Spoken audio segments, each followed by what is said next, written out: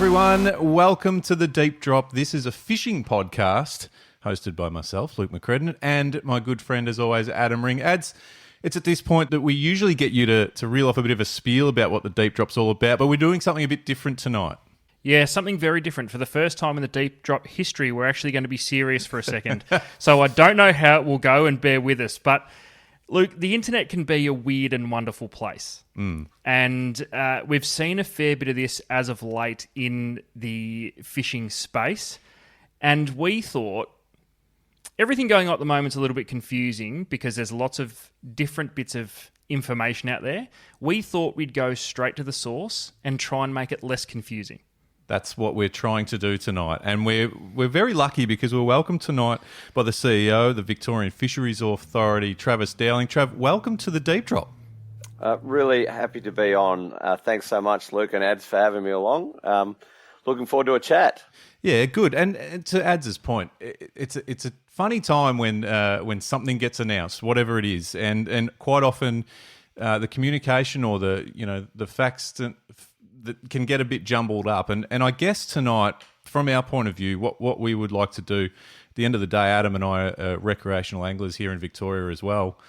We would love to hear from you what's going on, what the announcements are that have been made, anything that we as rec anglers would need to know to make what's happening a bit more black and white and clear for us and our listeners who too are passionate rec fishers in Victoria.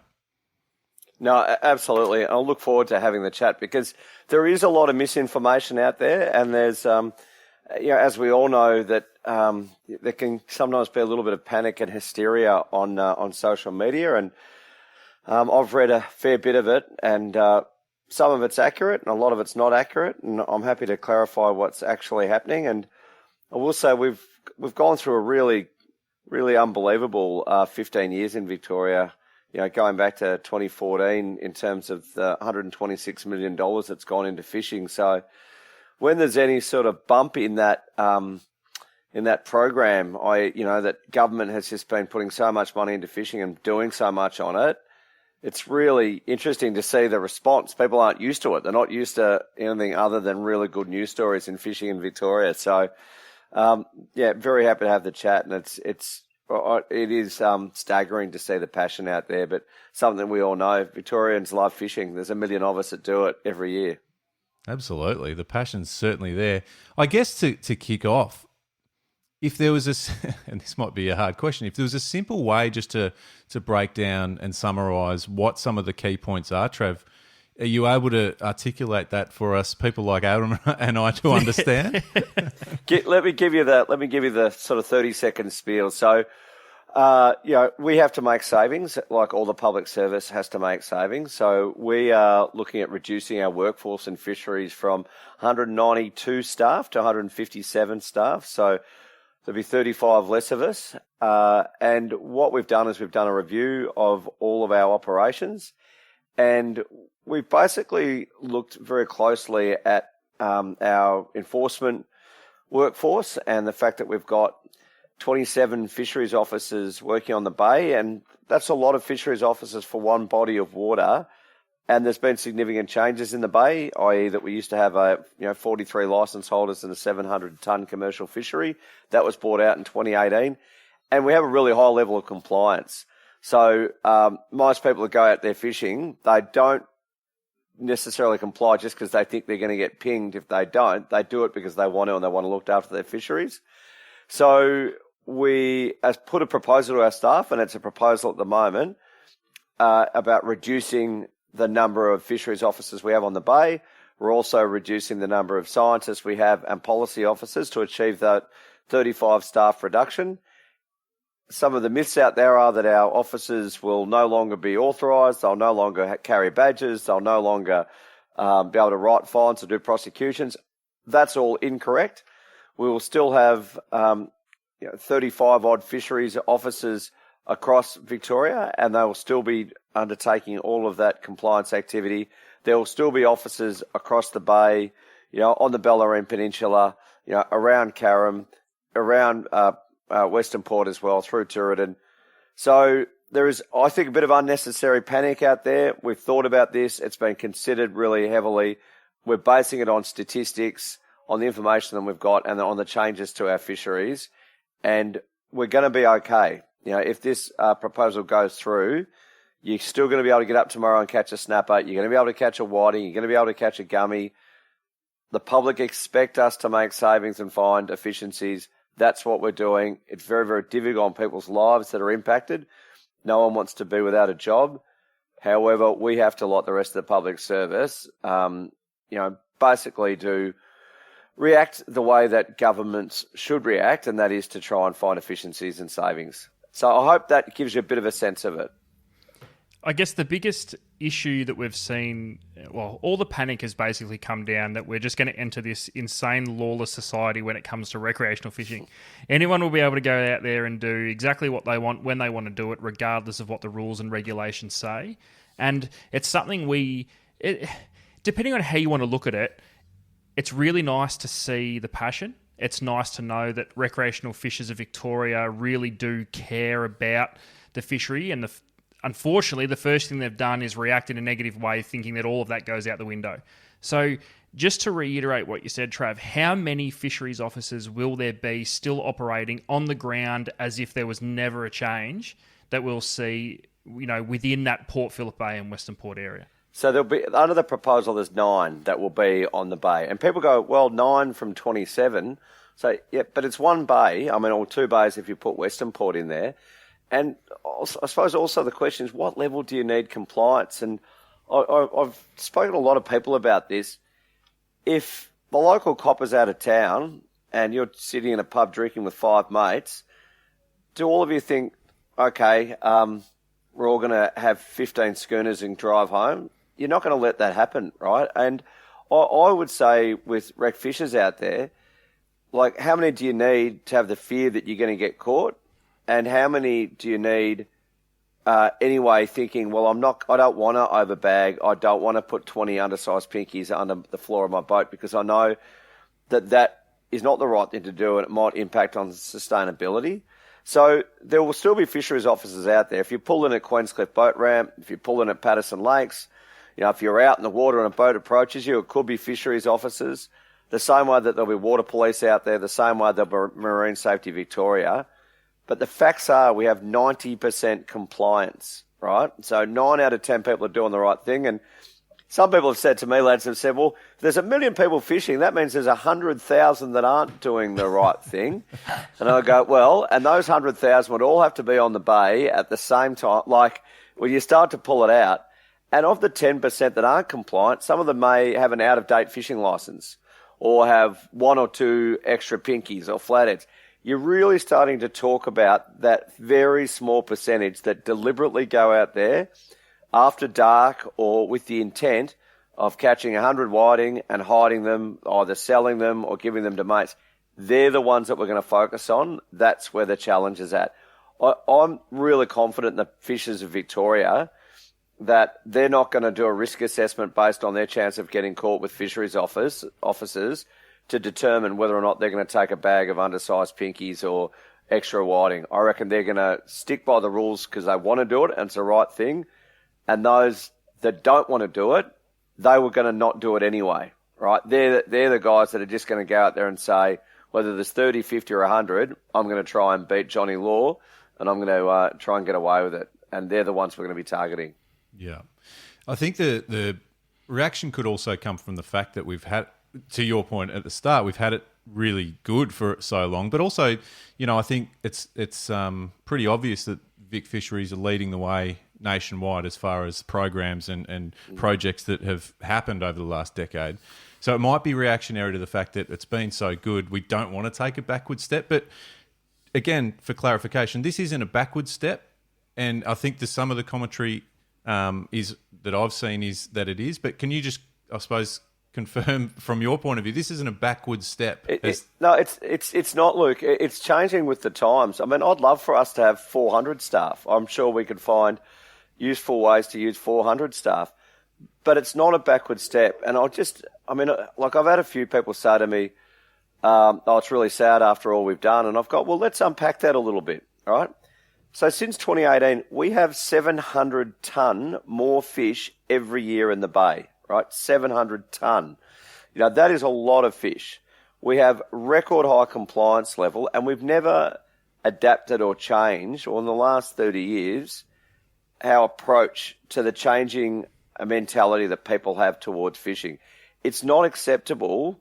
Back in the days, and, there are people, and Rex might have said to me at different times, we used to go and get fish and we'd sell them down the local fish and chip shop, but all that became unacceptable, right?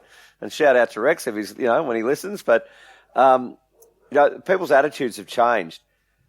So we don't have the same approach to offending behaviour. We have a lot more stewardship or care for the fish. We have all the commercial netting out of the bay. We have all these extra fish. We need to consider where the appropriate resources should go. At the same time, we're building a record number of boat ramps or upgrading boat ramps. We're stocking more fish in Victoria than every other state and territory in Australia combined.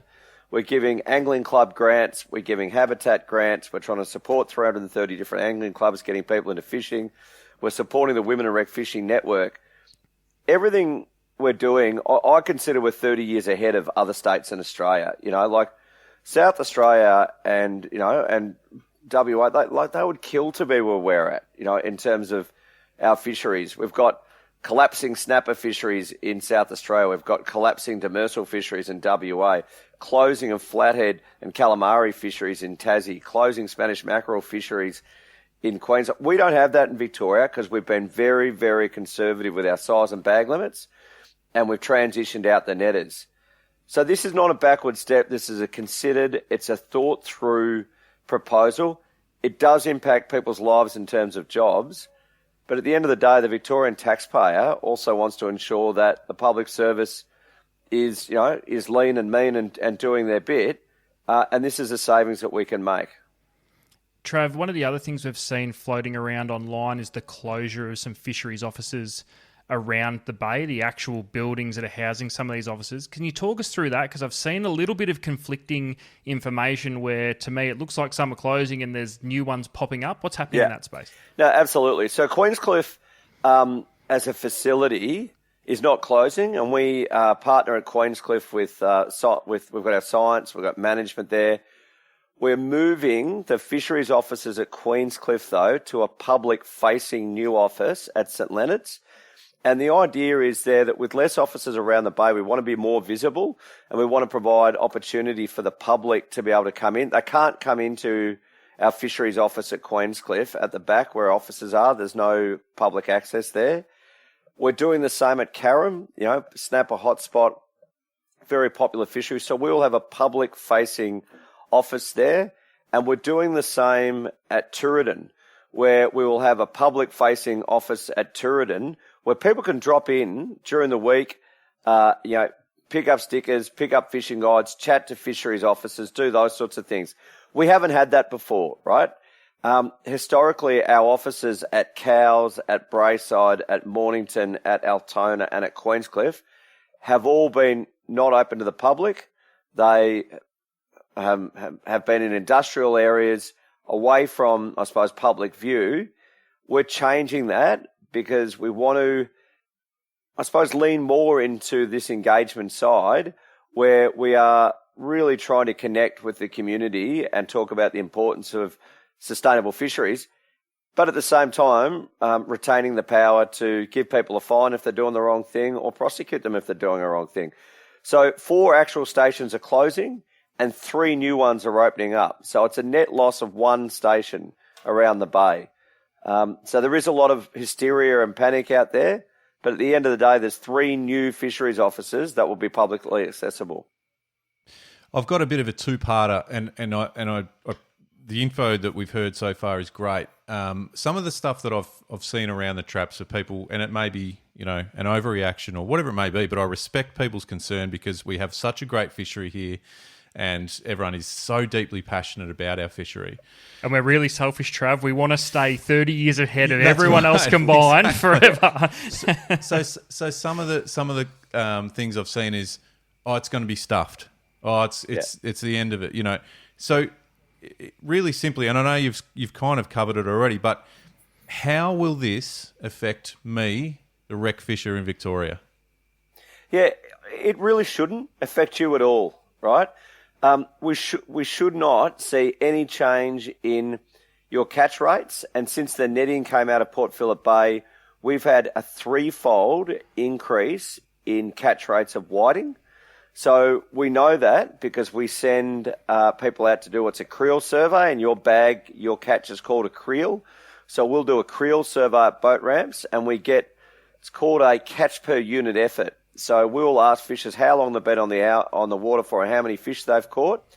Since the nets came out in 2018, 3 times the catch rates we were seeing while the nets were still in.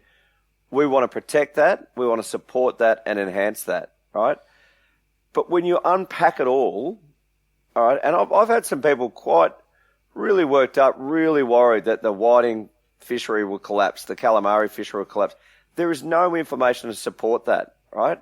And we're not going to see tomorrow rec fishers in Victoria go out there and flagrantly try and break the law, A, because they don't want to, and B, because they'll still get caught, right? Yep. So, some bloke who decides it's a free-for-all for calamari off Queenscliff and goes, I'm going to go out and get 50, someone will pick up the phone, or we'll have someone at the boat ramp. They will say, hey, there's a guy out here, just take as many as he wants. He'll get nabbed, and someone else will get nabbed. And we'll be highlighting and promoting these people getting nabbed. And you just look at the states around Australia and their compliance effort.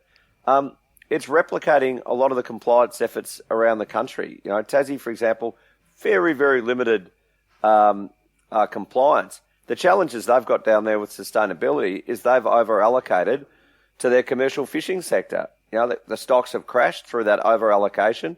Now they're having to close fisheries. We've done all the hard work in that space. We're not getting our fisheries fished down through illegal fishing behaviour by recs.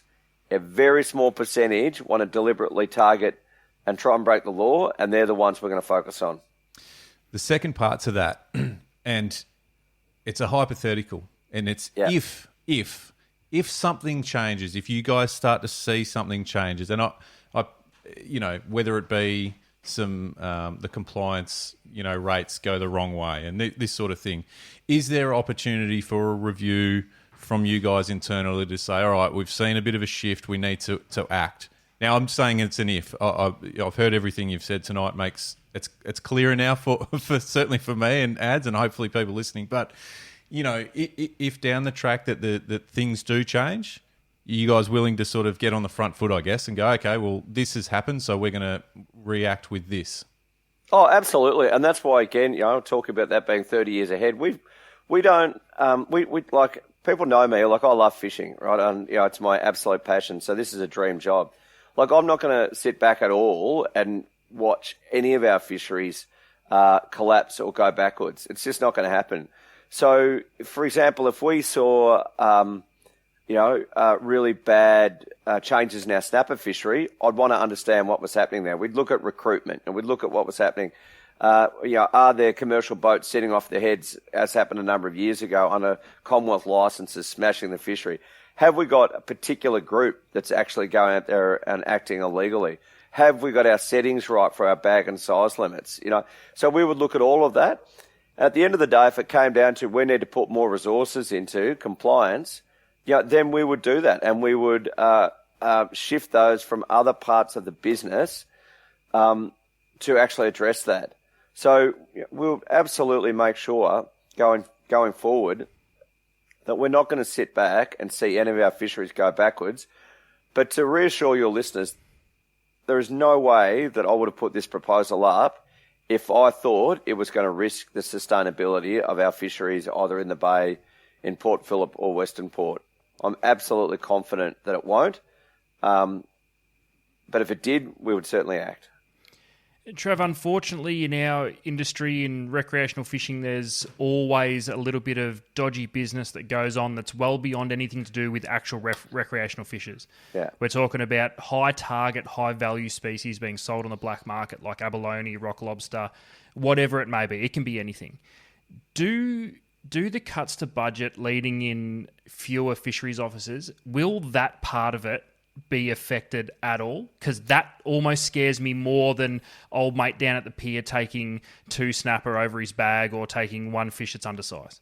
No, you're absolutely 100% right, Ads, and that's where our efforts are targeted towards. And to be honest, that's where they've been targeted towards for the last number of years. We've been carrying a number of vacancies, and we've been gradually shifting towards where this proposal is taking us now, which is less on-pier inspections, unless we've got info that some guy's sitting on 200 undersized whiting on the end of a pier.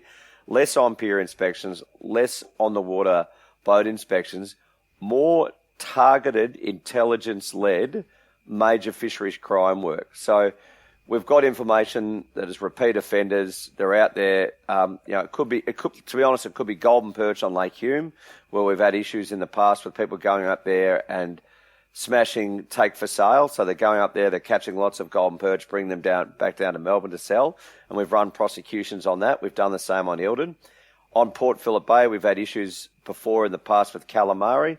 Not so much with whiting and snapper, mainly calamari, and we have put a lot of effort into that, and we'll continue to put effort into the intertidal zone. So your abalone and your periwinkles and all of those mollusks that can be really, I suppose, badly impacted if offending behaviour there is left unchecked. So what you're saying, Ads, is exactly what we're doing. It's old mate with one undersized flathead on the pier. When there's 700 tonne extra fish, that's not our biggest priority. We know that's not going to be really impacting on sustainability and catch rates. It's the guys that are going out there day in, day out and who are hiding fish, concealing fish and selling fish. That's where the challenge will be. And I'm really confident through what we've proposed with this model, we'll go those guys as we've been doing, and we'll ensure that the fishery stays as it is. I love that. It's good vote of boost of confidence because as Adam's said, that is quite often more a fear than the little things. But I guess with the proposal, is there anything else that's crucial for the rec fishing community to understand and know, Trav, that we haven't touched on tonight? Well, I just think change is confronting, and it's a very emotional time. And so we've got a number of ex-fisheries officers who, their friends are looking down the barrel of potentially losing roles. So it's a very challenging and emotional time for people. But it's the same for scientists that may not have roles, or policy staff that may not have roles, or managers moving forward. Government does need to create efficiencies. And again, this has been thought through really carefully so that we can continue to ensure that we have Australia's best fisheries. So I just want to give your listeners some comfort that our snapper fisheries, our whiting fisheries, our gummy fisheries will still be the best in Australia, will continue to be the best. Government hasn't spent $126 million in 12 years to throw that away and to lose that. So have some confidence in us, have some confidence in the VFA that we're all batting on the same team, that we don't sit in an ivory tower, that we get out there fishing, some of us quite badly, and that we care very much about our fisheries. And I'd say, let's reconvene. If this is to go through in the form it is, let's reconvene around Christmas and see how our fisheries are performing. And I think by that time, people may recognise that that they're going to continue to be in really good shape.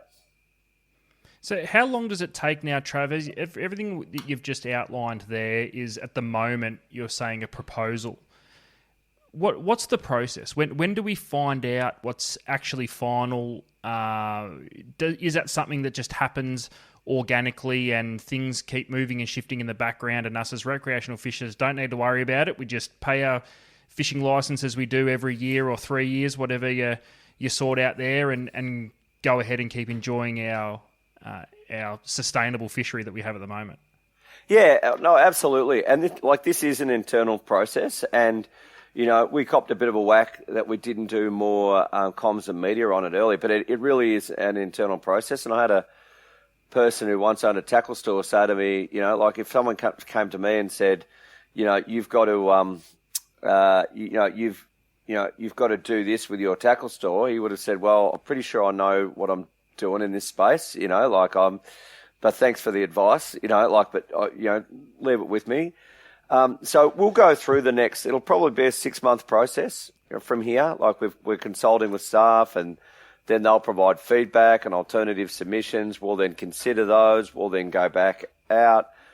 Some staff may then decide to take packages that are, in a position where they've considered that that's best for them, and they'll take a package and move on. Others may stay, seek redeployment across the public service. That's an option for them.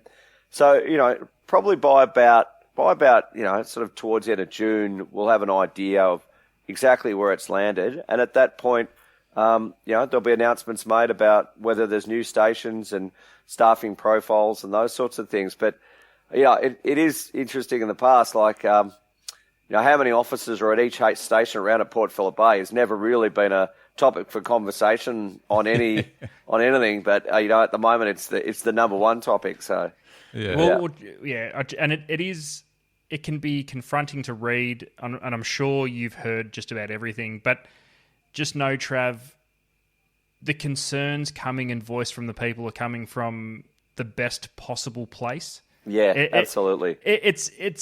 We're very passionate. And I'm not going to lie, when I first saw bits and pieces coming out and I read that fisheries officers were going to lose their jobs, and for a second there it read as though we weren't going to have any fisheries officers.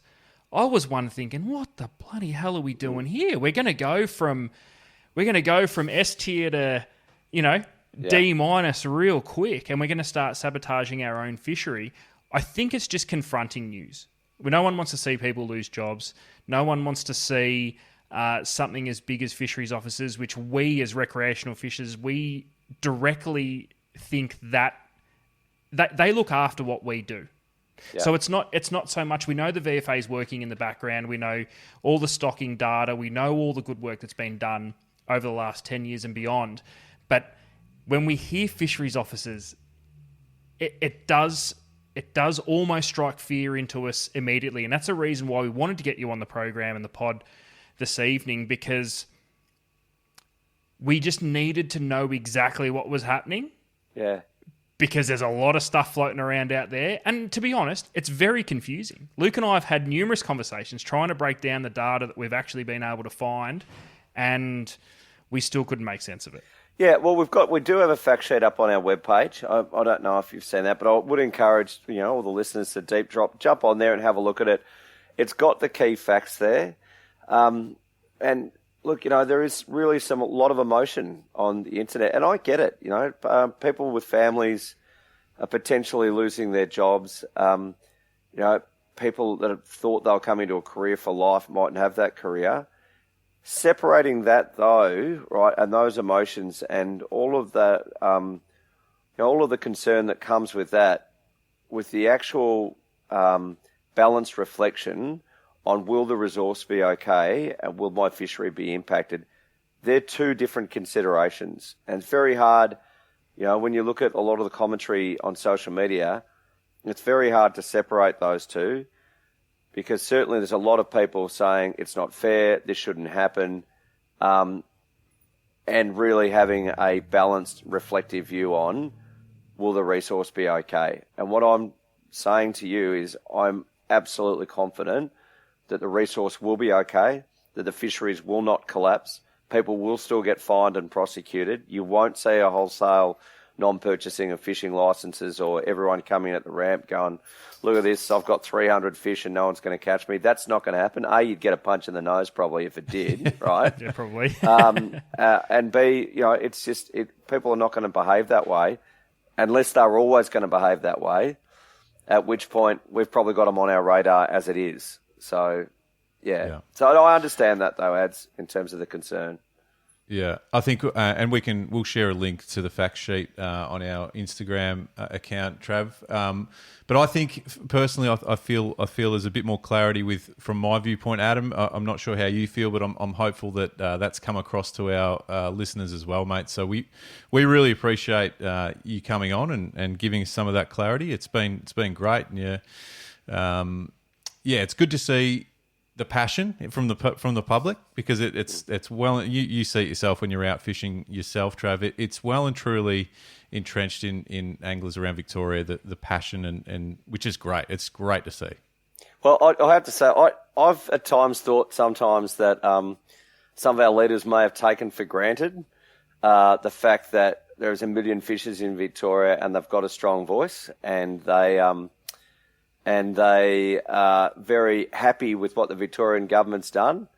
And it's interesting when something comes along that some of them don't like, just how powerful that voice can be. So I think it's a timely reminder to anyone across government that we've done a lot of good things in fishing in Victoria, and we want to continue to do that because there's 1 million people out there who, for many of them, it's the thing they care the most about, apart from family and friends, of course. Yeah. Yeah, it's a close. Yeah. Well, close second. No, brilliant. Look, I appreciate your time, mate, and thank you very much for coming on. It's very, very good to have you on the podcast. You're more than welcome to come on any other time too, Trav, if you want to chat about anything. We're always around. I would love to come on any time you blokes will have me. It's great to see Ads again, and Luke, it's always a pleasure catching up, mate. You're two absolute gentlemen. So anytime you'll have me on, I'd love to come on for a chat. We appreciate it, Trav, and as I said, it's a touchy subject. We appreciate your time to come on and clear it up. We hope to all the listeners out there that this has made things a little bit clearer. I know, Luke, you've already mentioned it. It certainly has for me. I think there's still a lot of work to go, but it's promising, Trav, that we know that work's being done behind the scenes. There's a long way to go on what actually comes out as the final product, and maybe we'll be keeping our eyes and ears all over it. And if we have any questions, you'll be the first person we'll call, mate. I promise you. Thanks, lads. I'll hope to see you out fishing. Good on you, Trav. Thanks, mate. Thanks, fellas.